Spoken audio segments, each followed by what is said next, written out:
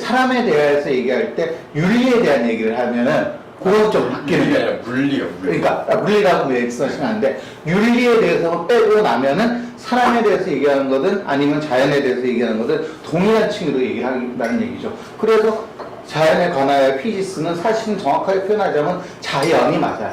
세상이라고 하면 오히려 좀 이상하고 만물은 예, 만물 전체를 얘기하는데 그러니까 노자가 썼던 표현 그대로 스스로 있는 것, 스스로 존재하는 것이라는 의미가 가장 정확하게 표현될 거고요. 자, 그래서 이 두 가지 책을 쓴 것처럼 이 사람이 했던 활동도 두 가지로 좀 나뉘어요. 이 사람은 어떤 종교 집단의 수장이기도 했고, 즉 지금으로 치면 사제, 교황, 교주 이런 정도가 되겠죠. 그런 역할도 했고 하지만 한편은 자연 철학자이자 의학자이자 수학자이자 이런 식의 것들도 있고. 그런데 참으로 웃긴 게 아낙사고라스나 데모크리토스하고는 다르게 이 사람은 이 두 개가 자기 내부에서 굉장히 확 선이 딱 그어지는 사람이에요. 즉 자연에 대해서는 자연에 대해서 얘기하고 정말 자연 철학자처럼 카타르모에 대해서는 정화이래라는 게 내가 잘못한 걸 씻는 거니까 윤리에 대한 얘기를 하는 거잖아요. 이 윤리를 대단히 종교적으로 얘기를 하는데 굉장히 행복하게 동거를 하고 있어요. 마치 우리가 과학자가 실을 믿을 수 있을까? 우리 요새도 그런 얘기를 많이 하잖아요. 그런데 이 사람은 굉장히 깔끔하게 이게 분리가 되어 있는 내용을 봐도 그렇고 둘이 접점이 별로 없어요. 이런 분들인데 그래서 또 이것도 어떻게 쓰냐면 시를 통해 쓰는데 얘는 굉장히 담백하게 쓰고 얘는 굉장히 선동적으로 프로파간다하게 쓰고 있어요. 이거는 이제 원전을 보시면은 원전이 다 남아있진 않지만 부분적으로 이제 발췌돼서 나와있는데 그런 걸 보면은 이제 그런 걸 느낄 수 있는데 제가 히라보를 읽을 수 있으면 조금 더 그걸 정확하게 느꼈어요. 그러니까 운보 간격도 틀리거든요. 마치 우리가 고대 시를 읽으면은 한자나 한글 같은 경우에도 어떤 것들은 시조처럼 이렇게 되는 게 있고 어떤 거는 이제 가사 내용처럼 이렇게 되는 그러니까 음보 간격이 다르잖아요. 이런 것처럼 이제 요거랑 요게 다른다고 하는데 제가 히라보로 이걸 읽어보지 못해가지고 그걸 정확하게 느끼지는 못했습니다. 어쨌건 이런 분인데 자 그래서 하여간 처음에는 이 자연에 관하여 대해서 먼저 말씀을 드릴게요.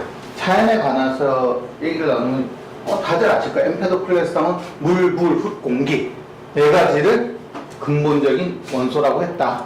근데 이 정도는 사실은 중학교 정도의 수업만 들어도 다 아는 얘기니까 굉장히 유명한 얘기인데 이 물, 불, 흙, 공기라는 거는 근데 엠페도클레스가 처음 생각한 건 아니고요. 아주 먼 옛날에 그리스 신화에서부터 나왔던 얘기예요. 그래서 헤시오도스가 쓴 신통기라는 거 있잖아요. 그 신통기를 봐도 처음에 이제 카오스가 있고 카오스가 코스모스를 낳고 근데 이 코스모스가 뭐를 하냐면 하늘과 땅을 나누고 밤과 낮을 나누고 이렇게 나누는데 이 나누는 과정을 보면 물과 불과 흙과 공기로 나눠요. 세상을. 물론 이것에 대해서는 이제 신의 이름을 하나씩 넣어주긴 하지만은 그러니까 헤시오도스라고 하면 지금 우리가 다루는 이때가 BC 5세기 정도 되는데 이것보다 4세기 정도 더 위의 사람이거든요. 그 정도 사람 때부터 내려왔던 그리스적 전통인 거죠. 마치 우리가 동양에서는 오행의 전통을 가지고 있잖아요. 그래서 월 빼고 화, 수, 목, 금, 토 해서 불화, 수, 물수, 나무, 그 다음에 금속, 흙 이렇게 5가지를 하는 것처럼 서양에서는 그리스적 전통 자체가 이렇게 4가지를 가지고 세상을 나누는 게 전통이었으니까 엠페도클레스가 이걸 처음으로 주장한 건 아니다. 다만 이거를 차용해서 썼을 뿐인데 어떤 과정을 차용했는지를 이제 얘기를 좀 드려야 될 건데 그 전에 왜 그런 전통적으로 이 4개를 했을까라는 걸 먼저 잠깐 얘기해보자면은 사실은 이 물, 불, 흙, 공기가 전에도 잠깐 얘기했지만 그러니까 사물의 4가지 상태를 얘기한다고 볼 수 있는 거죠. 첫 번째로는 액체, 두 번째로는 기체, 세 번째로는 고체, 그리고 에너지의 상태. 그러니까 고대 사람들도 이런 정도로는 나눌 수 있겠구나 라고 생각하는 거죠. 만졌을 때 딱딱하고 흐르지 않는 물질을 고체라고 주장을 하고 흐르는 물질이 2가지 종류가 있는데 액체랑 기체가 있어요. 그 중에서 액체는 우리 손으로 만질 수도 있고 볼 수도 있고 그 속에다 코를 박으면 숨도 못 쉬는 이런 식의 것들을 액체라고 생각한 거죠. 기름 같은 것도 액체고 이런 것들을 대표로 물을 들었을 거고 그 다음에 우리 눈에 보이지 않지만 흐른다는 사실을 바람 같은 것들 우리의 감각으로 느낄 수 있고 그것이 없으면 숨을 쉴 수 없다는 걸 알고 있는 공기가 있는 거고 그 다음에 마지막으로 이 세계에 어디에도 포함되지 않지만 우리가 그 존재를 눈으로 확인할 수 있는 게 불이잖아요. 그래서 이 네 가지를 물질의 네 가지 상태라는 의미로서 얘기를 했을 수 있고요. 두 번째는 우리가 지구과학을 하다 보면은 지구과학에서 지구라는 개를 네 개의 개로 나눠요. 어떻게 나누냐면 기권, 그 다음에 직권, 그 다음에 수권, 생물권 이렇게 네 개로 나누거든요. 지금도 지구과학을 하는 사람들이 그럼 이 네 개의 권에 각각 해당이 되는 거죠. 수권, 기권, 그 다음에 직권, 생물권만 빠진 거예요. 생물권은 그 당시 사람들은 생물은 모든 것에 다 있으니까 생물을 특별히 어떠한 권역으로 묶을 생각을 못했던 거죠. 그럼 생물을 빼고 나오고 나머지 하나는 이 모든 것을 움직이게 하는 불이다 정도로 얘기를 할 수 있을 거야. 그래서 뭐 이런저런 이유들 때문에 이전부터 저런 식으로 이 세상이 이렇게 한 서너 가지 정도 권역으로 구별되어서 우리가 존재하고 있구나라는 건 다들 알고 있었을 거야. 그런데 엠페도클레스가 뭐를 생각했던 거냐면 아까 말씀드렸잖아요. 일자임을 부정해야지만 사물의 운동을 설명할 수 있겠다.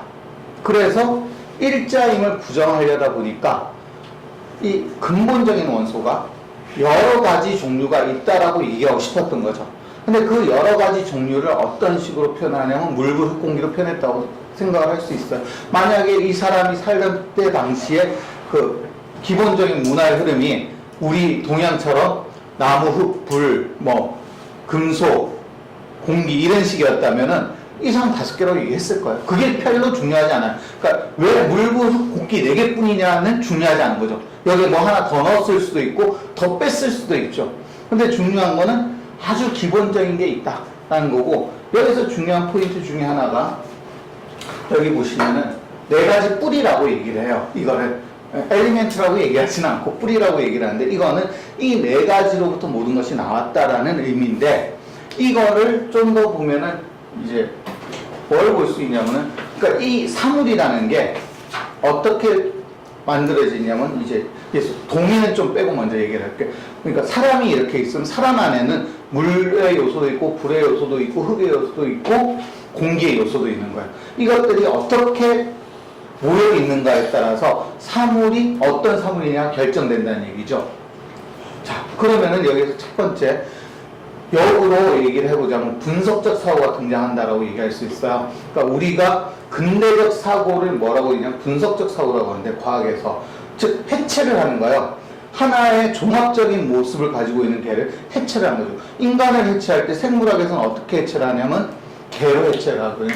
그러니까 인간이라는 개체가 하나 있으면은 이 개체를 순환계, 호흡을 위해서 존재하는 개, 그 다음에 호흡계, 그 다음에 뭐가 있냐면 신경계,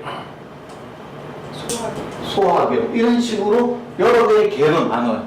그 다음에 이 개를 다시 나눠서 폐, 그 다음에 뭐 기도, 그 다음에 코, 뭐 이런 식으로 나눌 수가 있겠죠. 그럼 기관으로 나누고 다시.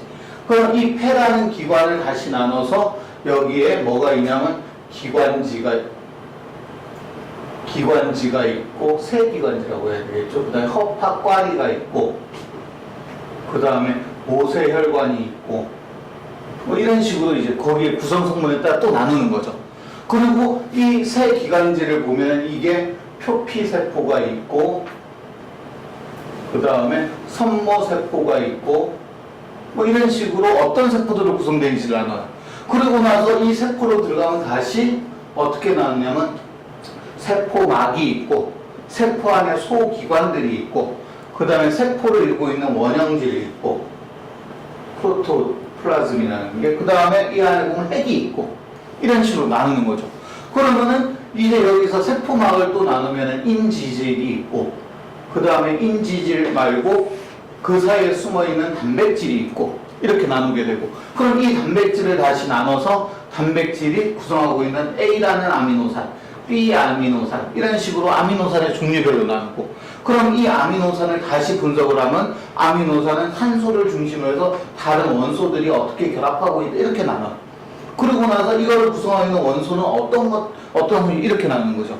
즉 우리가 사물을 분석하는 방식은 이런 식으로 공부를 해왔어요. 우리가 지금까지 이렇게 공부를 하고 있어요. 과학을 하는 거. 근데 이런 건 뭐냐? 전체 하나의 통일된 개를 낱낱으로 나눠서 각각을 이해하면은 전체를 이해할 수 있을 것이다라고 생각하는 거거든요. 즉 순환계, 호흡기, 신경계 이걸 모두 알게 되면은 개체를 알 수 있고 그 다음에 폐와 기도와 코를 알면 순환계를 알 수 있고 기관지, 합학까지 모세혈관을 알면 폐를 알 수 있을 거다. 이런 식의 사고인 거죠. 이게 이제 유명한 분석적 사고인데 이런 것들을 원형을 본다면 이제 근대적 원형은 데카르트로부터 나온다고 볼 수 있을 거예요. 하지만 이것의 가장 기본적인 프로토타입을 얘기하자면 바로 이때 나오기 시작한다는 거죠. 즉, 이 사물을 구성하는 본질로 나눠보자. 이 본질들은 어떤 것들이 있느냐로 생각하고 그리고 이것들이 어떻게 섞여 있으면 어떠한 사물이 될지를 우리가 알 수 있다는 거죠. 즉, 사물들이 어떻게 양적으로 섞여 있고 어떤 순서와 배로 섞여 있는지 이런 것들을 알면 우리는 사물을 파악할 수 있다라고 하는 게 분석적 사유인데 바로 이것들이 등장하기 근데 아직 맹하적이죠. 그러니까 제가 하는 것처럼 이렇게 하진 못하고 그냥 4가지 원소로 구성되어 있다. 그런데 이 구성되는 원소들이 어느 성분이 얼마나 많이 있는가에 따라서 즉 비율에 따라서 사물이 어떤 사물인가가 결정되어진다. 이런 얘기들을 하고 있는 거라는 거죠. 그래서 어쨌건 엠페도클레스는 이런 분석적 사유를 통해서 그들의 조합 방식을 통해서 알 수 있다고 생각했어요. 자, 그러면은 제가 아까 포스트 파르메니데스라고 했는데 이 사람들을 포스트 파르메니데스 일부분을 가지고 있어야 되잖아요. 파르메니데스적인 성격들을 부정하고 있지만은 그게 어떤 거냐면 바로 여기서 나오는 일자라는 얘기가 여기도 나와요. 자, 여기서는 근데 이 4가지 원소들이 서로 모이고 흩어지는 원리들을 사랑과 미움으로 얘기를 합니다. 근데 이제 미움을 또 다른 말로 투쟁이라고 번역을 하기도 해요. 사랑에 따라서는. 근데 사랑은 다 사랑으로 번역이 되는데 어떤 사람은 미움, 어떤 사람은 질투, 어떤 사람은 투쟁으로 번역을 하는데 줄곧 저도 이제 이 책 자체를 다 봤더니